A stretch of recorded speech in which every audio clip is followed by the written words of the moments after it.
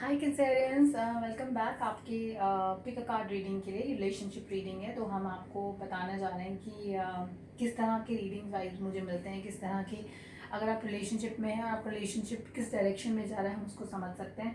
देखिए, जो यहाँ 3 कार्ड हैं, 3 पाइल्स हैं, आप किसी भी एक को पिक कर सकते हैं अपनी एनर्जीज़ के लिए, अपने लिए, और उसके अकॉर्डिंगली हम लोग इन्हें रीड करेंगे कि किस तरह के एनर्जीज़ आपको सपोर्ट कर रहे हैं यहाँ कार्ड्स में। So let's quickly see that, just take a minute. आप ध्यान रखिए आपको कौन से फाइल के साथ जाना, फिर हम उसे रीड करेंगे। हम यहाँ एक पॉज लेंगे।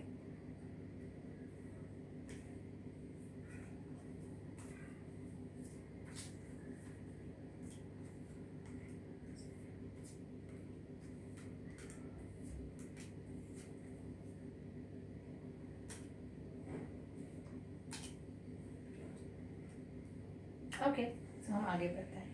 हम शुरू कर रहे हैं पाइल 1 के साथ। पाइल 2 है, यहाँ पे पाइल 3 है, तो जिन लोगों ने जो कार्ड्स पिक किए हैं हम उसके अकॉर्डिंगली जाएंगे। पाइल 1 के बारे में बात करते हैं। पाइल 1 की जो वाइब्रेशंस है, मैं सिर्फ इतना कह सकती हूँ कि मुझे ऐसा लगता है कि आपके रिलेशनशिप में किसी सिंगल मदर की इंटरफेरेंस है। सिंगल मदर ऐसी हो सकती हैं जो कि हो सकता है आपकी पार्टनर की जो मदर है वो जो है सिंगल मदर हो सकती हैं, या हो सकता है आपकी जो मदर है वो सिंगल मदर है और वो इस रिलेशनशिप से बिल्कुल अग्री नहीं करती हैं। अब प्रॉब्लम यहाँ पर ये है कि आप अग्री वो इसलिए नहीं करती कि उन्हें लगता है कि आप जो है जो दूसरा पार्टनर है वो उनके बच्चे के लिए या उनके चाइल्ड के लिए जो है वो वर्थ इट नहीं है, या वो गलत फैक्ट्स प्रेजेंट कर रहे हैं, या वो इस लायक नहीं है कि वो उनकी ज़िंदगी में आ सकें। और इस रिश्ते में ना बहुत ज़्यादा स्कोप दिखता भी नहीं, क्योंकि ये रिश्ता बहुत ज़्यादा मटीरियलिस्टिक रिश्ता मुझे लगता है। यहाँ पे इमोशंस की इन्वॉल्वमेंट मुझे बहुत कम लगती है। शायद आप लोग भी ऑलरेडी डिसाइड कर ही चुके हैं आधा मन में कि भाई अब इस रिश्ते को ख़त्म कर देना चाहिए, ये वर्कआउट नहीं हो सकता है, तो जो हो गया, आगे बढ़ते हैं लाइफ में, आगे बढ़ना ज़्यादा बेटर है। तो जो एंथुजियाज्म होता है ना वो ख़त्म हो गया इस रिश्ते के अंदर, तो इसकी जो स्कोप है आगे बढ़ने के बहुत कम लगते हैं मुझे।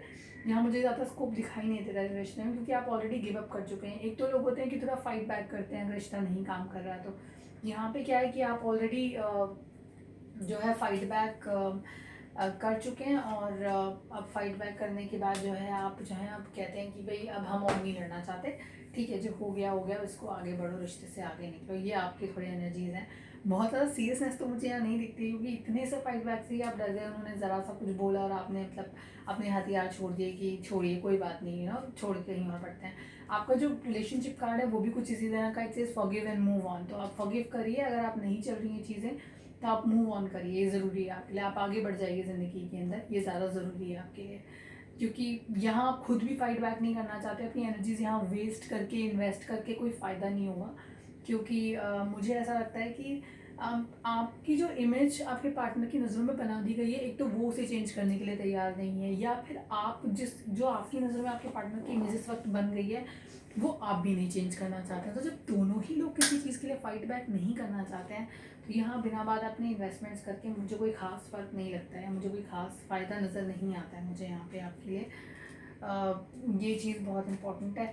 दूसरी जो चीज़ यहाँ पर है वो ये आती है कि अगर हम पाइल 2 की तरफ जाते हैं, पाइल 1 को छोड़ के, देखिए पाइल 1 वाले जो लोग हैं, रिश्ता नहीं काम कर रहा है, नहीं चल रहा है, मुझे लगता है कि आपको मूव ऑन कर जाना चाहिए, मूव ऑन कर सकते हैं आप यहाँ से। पाइल 2 जो है, इन लोगों के साथ अजीब ही तरीके की प्रॉब्लम है। अब पाइल 2 में क्या है कि एक तो होता है कि रिश्ते में प्यार नहीं होता है, प्यार नहीं होता है तो लोग अलग हो जाते हैं। यहाँ पर क्या है, प्यार बहुत है, लेकिन प्रॉब्लम यहाँ पर है कि उन्होंने ठान लिया है आपने कि हमें एक दूसरे को बताना ही नहीं है कि हम आपके एक दूसरे से कितना प्यार करते हैं, ठीक है। और अगर कोई मतलब अगर अगले सामने वाला इंसान जो है वो अगर अपना प्यार एक्सप्रेस करना भी चाहे, तो अगला जो पार्टनर है वो हाथ बांध कर बैठे हैं। मतलब अगर आप अपने हाथों को कुछ इस तरह से बांध लेंगे, कोई आपको कुछ ला कर देगा और आप हाथों को खोलेंगे ही नहीं, तो आप कैसे उसको एक्सेप्ट करेंगे, कैसे उसको पिक करेंगे अपनी लाइफ में, जो आप नहीं करना चाह रहे हैं। इसे ओवर नेगेटिव लोग कहते हैं, मतलब एकदम कंप्लीटली आउट ऑफ होप कि कुछ हो ही नहीं सकता है या बेटर हो ही नहीं सकता है। लेकिन देखिए, अप्रोच चाहे जैसी भी हो, लेकिन आप अपनी ज़िंदगी जो है अपने पार्टनर के साथ शेयर करना चाहते हैं। अपनी दुनिया जो है, अपनी दुनिया को आप अपने पार्टनर के साथ शेयर करना चाहते हैं, शेयरिंग तो करना चाहते हैं, लेकिन शेयरिंग करेंगे कैसे जब तक उन्हें बताएंगे नहीं कि आप उन्हें पसंद करते हैं। और दूसरी चीज़ ये भी है यहाँ पर कि जब भी आपकी बातचीत होती है, बातचीत किस तरह से होती है, टेक्स्ट मैसेजेस पर, कॉल्स पर होती है, या फिर आप शायद ईमेल राइटिंग बहुत करते हैं। तो राइटिंग वाले जो काम होते हैं ना, डॉक्यूमेंटिंग, रिकॉर्डिंग, ये काम आप बहुत ज़बरदस्त तरीके से इस वक्त कर रहे हैं। और इसी वजह से जब भी आप बात करते हैं आपकी जो कॉन्वर्सेशन होती है वो सारी लड़ाई झगड़े आर्ग्यूमेंट्स वर्बल आर्ग्यूमेंट्स पे होती है। कि कुछ लोग अगर कमिटेड भी होंगे रिश्ते में तो मुझे लगता है उनका रिश्ता सेपरेशन की तरफ जा रहा होगा because of these arguments only. तो इमेच्योरिटी होती है, हार्श यूजेज ऑफ वर्ड्स होता है, ये यहाँ पे बहुत ज़्यादा दिख रहा है। अब आप दोनों ही क्या चाहते हैं, रिश्ते को रन करना चाहते हैं अपने हिसाब से कि मैं जो चाहता हूँ वो होना चाहिए, लेकिन ऐसा नहीं होता रिलेशनशिप में। आपको कॉम्प्रोमाइज़ करना पड़ेगा। अगर आप कॉम्प्रोमाइज़ नहीं करेंगे तो रिश्ता आगे नहीं चलेगा।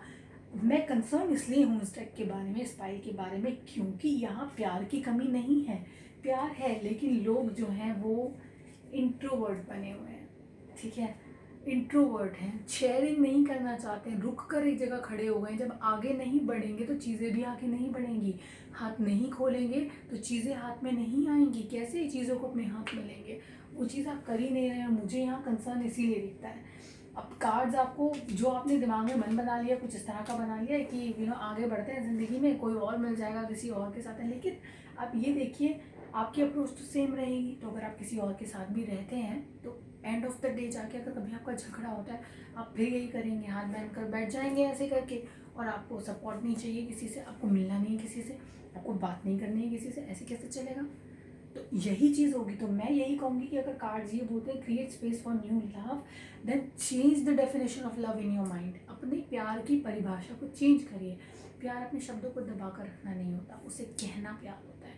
आप कहेंगे नहीं तो सामने वाला समझेगा नहीं, और आपकी गाड़ी कहीं जाकर नहीं रुकेगी। तो कोशिश करिए कि कुछ डिफरेंट करिए, कुछ अलग करिए अपने रिश्ते को आगे बढ़ाने के लिए, क्योंकि प्यार है इस रिश्ते में, लेकिन आगे इसलिए नहीं बढ़ रहा है क्योंकि अब दोनों ही बदज़बान हैं, कुछ भी बोल देते हैं, कुछ भी कह देते हैं एक दूसरे को। और वो क्या होता है अगर आप एक बार किसी से सुन लेंगे तो, या क्या है अगर आप एक बार उसको हार्श वर्ड्स कहने से रोक लेंगे अपने आप को, तो फ़ायदा ही होगा, नुकसान नहीं होगा। ध्यान रखिए मेरी बात को, ये आपके लिए ज़रूरी है।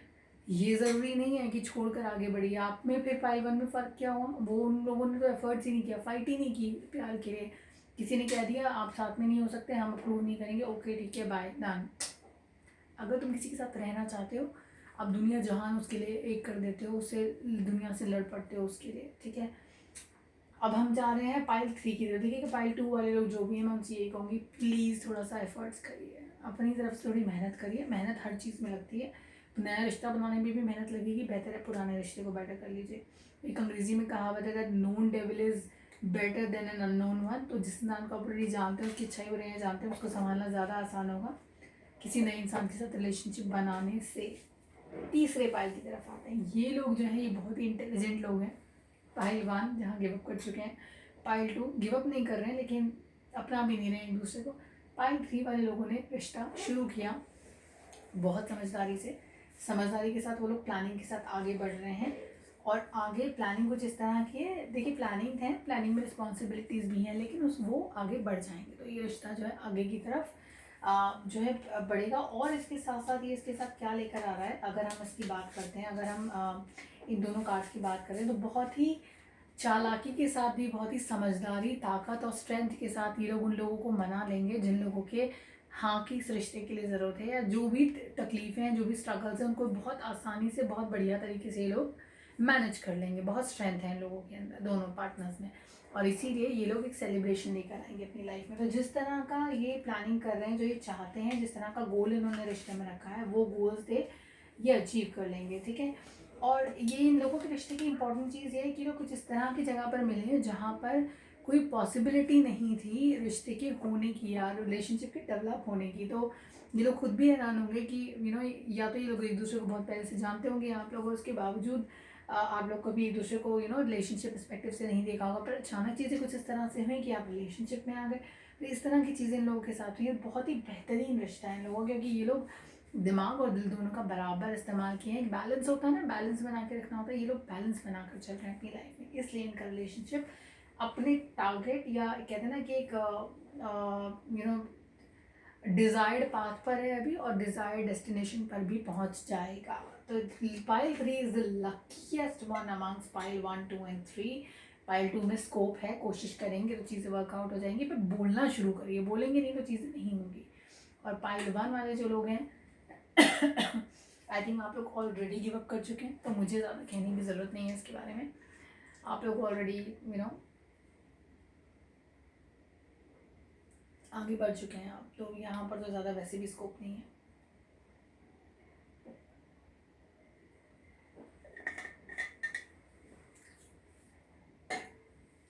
So this is how the energies look like. इस तरह की एनर्जीज लगती हैं आपके लिए।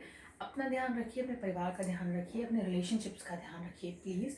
और अपने पर्सनलाइज रीडिंग के लिए आप रीच आउट कर सकते हैं 8448901791 पर, वो हमारा व्हाट्सएप नंबर है। और आप ईमेल कर सकते हैं blossomlife@gmail.com पर। और आप हमें हमारे वेबसाइट के थ्रू भी रीच आउट कर सकते हैं। एड्रेस जो है वेबसाइट का वो रहेगा www.blossomlifetarot.com। Thank you so much. Take care. God bless you and have a wonderful life. Be safe. Bye bye.